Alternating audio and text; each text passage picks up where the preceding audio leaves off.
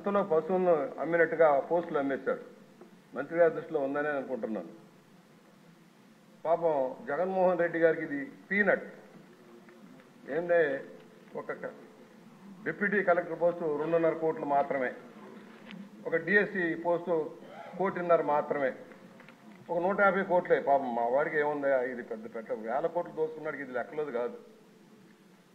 అందువల్ల కానీ పేద విద్యార్థుల జీవితాలతో చెలగబడ్డారు. 162 పోస్టులకి గత ప్రభుత్వంలో చంద్రబాబు గారు నోటిఫికేషన్ ఇస్తే ప్రభుత్వం మారాక ఆయన పబ్లిక్ సర్వీస్ కమిషన్ సొంత జాగీర్దారులాగా వాడుకున్నాడు.